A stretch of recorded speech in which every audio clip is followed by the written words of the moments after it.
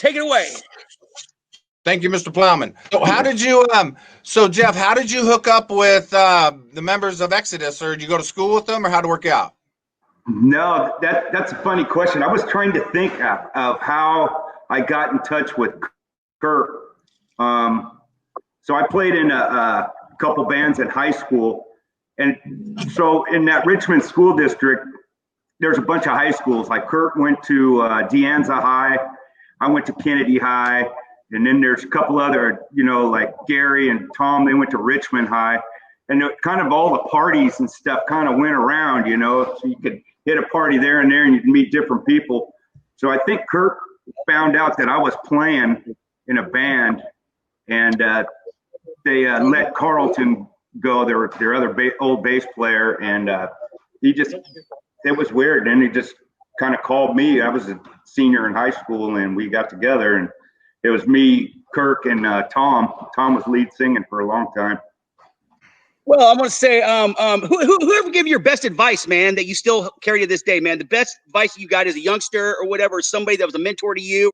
That's a pretty good question, I got to say. You know, there's been a lot of people, mainly some guys that I've worked with in the past, about how to handle myself, working with other people, because I supervise.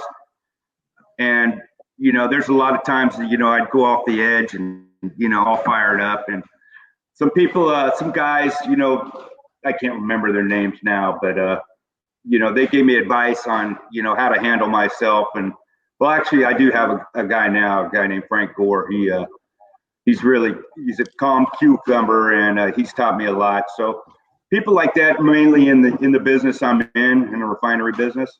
So when you were in Exodus, when you first started out, how did your songs all come together? Did you? You said that you wrote some, and you and Kurt. That's pretty cool. Writing with Kurt Hammett. Kurt and I wrote all of them right there in the start, and then Gary started adding on because he came in a little bit later. Yeah. So one I wrote, we did 2012, Whipping Queen. I wrote the words and the music, and we did that in the Oakland Opera House. That was a pretty cool gig for Bailoff, his 10th anniversary or whatever. Yeah, it was 2012. He died in 2002. So that was we brought that out, and I was ripping it up on the stage. So it was pretty cool to get back with those guys. Very cool. All right, I'm going to put a picture up here real quick, and I want you to kind of explain this one to me. Here we go. The good old days. Yeah. That's when we first started coming out with the spandex and the studs. I love it. Everyone wearing the bracelet. Okay, so where was that picture taken? That was taken in El Cerrito at Graveyard up on Stockton Street, way up in Stockton, up on the El Cerrito Hills. All right, let me check out. I'm gonna put out another one. This one looks like you guys were doing a little later in the career. Here we go. Yeah, that was like an '83. You know what? I don't even remember taking that. I was probably having one of my good days there. Yeah.